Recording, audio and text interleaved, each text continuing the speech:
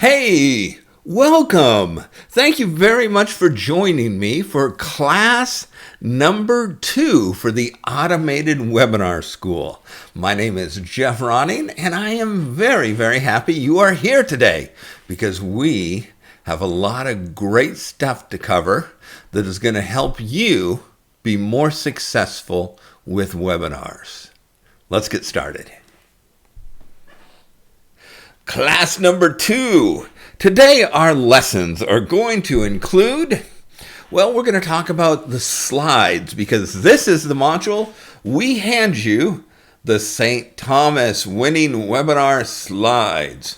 So if you've done your work from session 1 and filled in the plug and play webinar outline, then now all you have to do is just transfer that to these slides and you're ready to go. We're also going to talk briefly about slide software, what I think are the best options.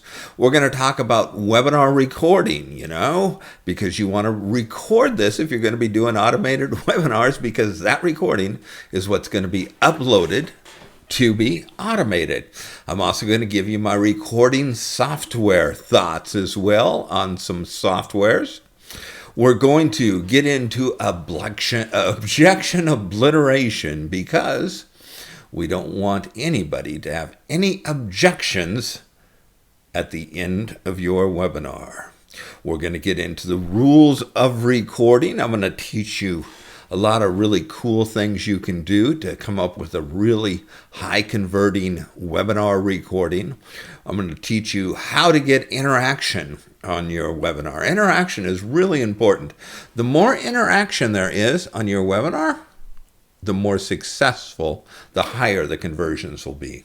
I'm going to also teach you how to do the Q&A on the automated webinar. We mentioned this briefly in class number 1, and now is the time where we get into it. So let's start with slide software. Now, you've got the templates right there, so you can go and open those up right now. I use Keynote, but I'm on an Apple, so I use Keynote, which is effectively like an Apple PowerPoint. I also have PowerPoint as well. So if you have PowerPoint on your computer now, that's a wonderful option. If you have Keynote, that's a fantastic option. If you have neither and are just looking for a free option, why then Google Slides is a terrific free option, as is OpenOffice. So for paid, Keynote or PowerPoint. For free, Google Slides or OpenOffice. Those are terrific options. So you have your choice there. Go with whatever is comfortable. And here's the thing. This is not about perfection. This is about productivity. So go with whatever you can go with today. If you got to wait till, Friday, till payday or whatever to get one of the paid ones, don't delay. You just start with a free one, and if later on you want to use a paid one, why, you can do that. You'll always be able to intermix these different slide software. So for instance, I can always open up Keynote on Google Slides or on OpenOffice and vice versa, okay? The thing that's important is just go with one that you're attracted to and get started. Now, when we talk about these slide templates, you've been given the St. Thomas one, right? What you're going to notice is very simple, very basic. And that is, it's important to talk about that for a moment. You can go fancy and you can put all kinds of amazing backgrounds on slides, and you could literally spend, I'm sure there's companies that spend $1 million just on their slide backgrounds.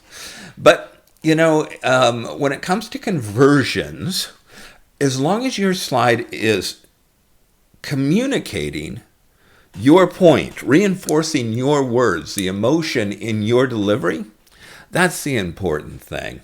So don't get worked up if you just use a straight slide like this right here. Okay, this is perfectly fine. In fact, some of the highest converting webinars I have worked on have been right here on a white slide background just like this. It's a lot harder to get a slide right when you're using all kinds of color versus a white background, because you have to take into consideration the psychological effects, the impacts of those colors, right? So I shouldn't say right. I mean, a lot of people don't, but that's a very important component. So key lessons here for you as you start to make these slides. Keep them very, very simple, okay? All you want is you want as few words as possible or a picture to illustrate your point of view, okay? If a picture is going to illustrate that which you're talking about, then use a picture. If a few words on a slide is going to better illustrate that, then use a few words on slides. Or if you want to use a combination, you can. You've got the automated webinar template. So go ahead, open up that, and start filling it in. The simpler you keep it, the easier it's going to be, not only to create, but the easier it's going to be for your attendees to process. So don't get the sense that, oh, I need different backgrounds on every slide, and I need fancy this, and I need You don't. You don't at all. The most important thing is that those slides communicate your message to the attendees. That's really the most important thing. So as you're creating these slides, I also want you to understand that we want you to fill out your objection obliteration worksheet. So you need to list the top 5 to 10 objections that your webinar attendee is going to have to converting on your webinar. Now, I want you to figure out how you're going to handle each of those, okay? And look at your presentation points after you've made your webinar and figure out where those presentation points naturally support your speaking to those objections. And then at those points in time, insert the resolution to that objection. Now, you can also use the Q&A segment to address the objections. So let's say that one of your objections you decided is your people are going to, with a high degree of occasion, are going to say, well, this won't work for me because I tried something like this. So the way you could handle that would be many different ways throughout your entire presentation. Obviously, your presentation is going to dictate the best, but for the sake of this illustration, let's just say you're going to use the Q&A. So during the Q&A, you can say, oh, here's a great question. You know, this person's wondering if this is going to work for them because they tried something kind of similar. Yeah, that's a great point, you know, and the coolest part about this is completely different than anything else out there because of X, Y, and Z. So people tell me, even though they had tried things in the past, being that those things are in place, it really made all the difference in the world, and it has allowed them to succeed, whereas in past programs, they struggled or failed. So you see how we can bring those things up, and we bring them up very subtly. The important thing is, though, we don't try and hide from our objections. Never run from them. What you want to do is face them head on so that you can give your attendees a resolution so that we obliterate those objections so that they don't become something that keeps your attendee from converting. All right? So make sure you don't leave this out. Make sure you go through the work, go through the presentation, find those points in time when it's appropriate to talk about, and then obliterate those objections. Now, earlier, I mentioned that the more interaction you have on your webinar, the better. It's important. You know, even though it's an automated webinar, that interaction is really important. And so what I want you to do is I want you to ask for interaction from the very beginning of your webinar. Yes, it's a video. Yes, you know, you could be out on vacation, or you could be out with your family, or you could be working on another project, whatever it is. But the people on your webinar can still interact with you. And you do that by the way you present your material. You do that by asking a lot of questions. Obviously, you want those questions to be questions that the audience, the attendees are going to say yes to. So we get them nodding their head early, right? We do that by presenting them with surveys or polls, which can be automated inside your webinar. So, if I were, let's say, doing a webinar for someone, let's say I had a jewelry business, and I was teaching people how to get into the jewelry business, which, by the way, I don't even wear jewelry, so I know nothing about this topic, but I'll still freely discuss it here. But if you're in the jewelry business, don't hold me accountable. I'm just giving this for the sake of the instructions. So if I were doing for how to get into the jewelry business, then I might put up a poll that says, have you ever started a business before? Yes or no? And then the next question could be, was your business successful? Yes or no? How successful was your business? X amount of dollars, And so all these sorts of things allow you to get interaction. The last thing you want to be doing is broadcasting to your attendees. Broadcasting would be just where you're presenting and droning on, okay? So ask for that interaction in the various different ways you can. You've also got a Hollywood character generator. I want you to fill this out, because what this is going to allow you to do is allow you to seed your chat replays. If you're going to use chat replays, some people may choose to use Q&A questions or no interaction, but when it comes to conversions, chat replay will be your highest. And so by filling out the Hollywood character generator, you can make sure that you're creating personalities within your chat replay that are consistent and that will be characters that your real attendees can kind of follow and get used to. So let's talk about how you answer questions on automated webinars. So the way you answer questions on automated webinars is by writing down the top 10 questions you're going to get on your webinar. So you're the expert on your topic. You're the, you've got the expertise to know what those questions are. If you don't yet, then what I'd do is visit forums for that topic and see what the most common questions are. So at the end, you'll have 10 questions that are the most common. And then what you'll do is you will answer those questions during your Q&A segment. Do not slow down your presentation and interact with your attendees throughout your presentation, because then your attendees, your real attendees will just get, it'll be an unsatisfying experience because you'll continually be sidetracked. So the best way to handle questions is during a Q&A segment. That segment should either be once or twice. For most people, it would be once. And at that point in time, then, what you're going to do is you are going to take those 10 questions that you came up with, and you are going to cover those. You are not going to say, here's a question from Dawn from Boise, Idaho. Dawn's question is, can someone seriously make money with a jewelry business online? Okay, that's the exact wrong way to handle questions. Never say where the question's from. Never say who asked the question. Never act as if you're reading the question. It's far better to say, oh, this is a great question. Yeah, this is a great question. And this person's wondering about, today in this age, well, can you really run a jewelry business online? So notice what I just did there. I left out a name. I didn't say anything about a location. And I was really just putting the question into my own words, right? I wasn't acting as if I was reading a specific question. And here's why that's important. The goal when we do Q&A section is for us to answer the attendees' questions that are on your webinar, right?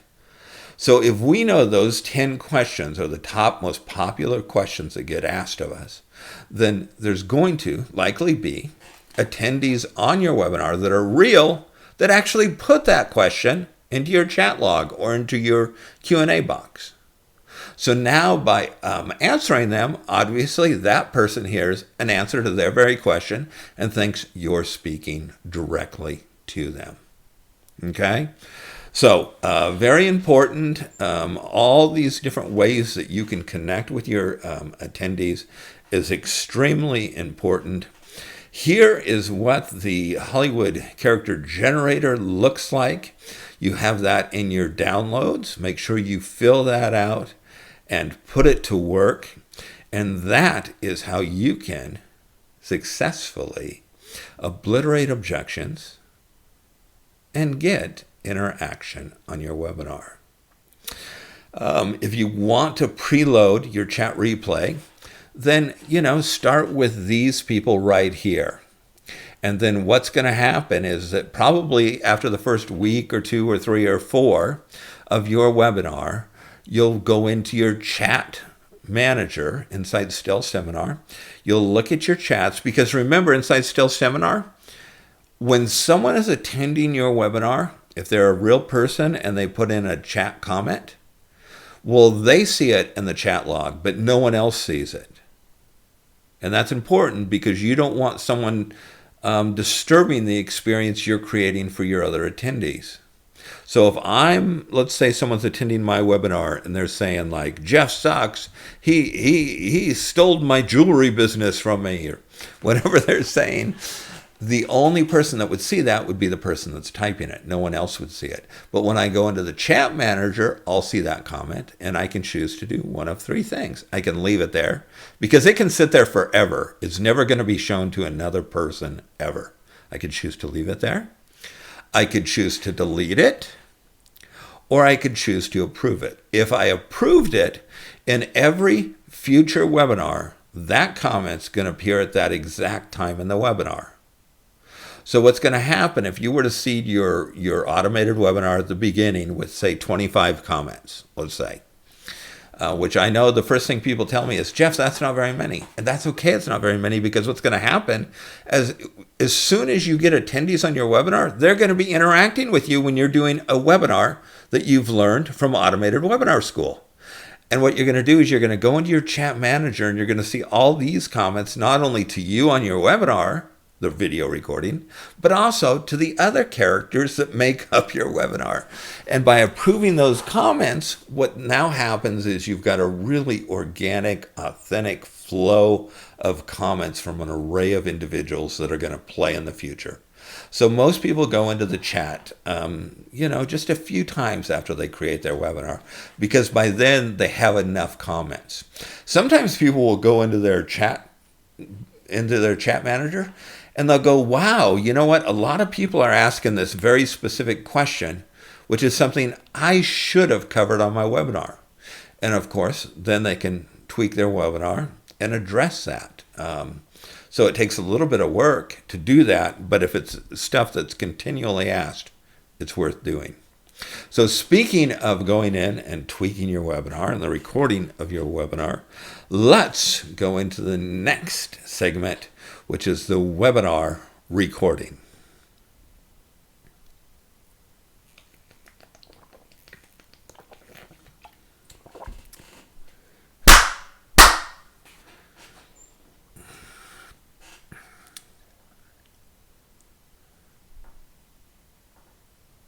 All right, welcome back. Welcome back to Class 2, the recording segment. We are going to talk about the recording software that I am a fan of.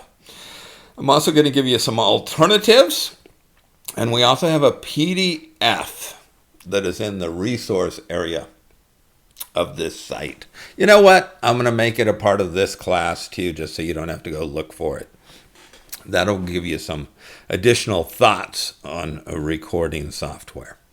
So I'm recording this, and I record everything on ScreenFlow. ScreenFlow is my favorite recording software. It's a paid software, but it really works. I mean, I just love it. It's fantastic.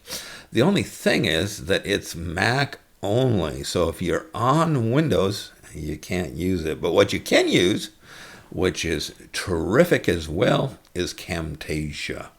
So these would really be the two most popular recording softwares.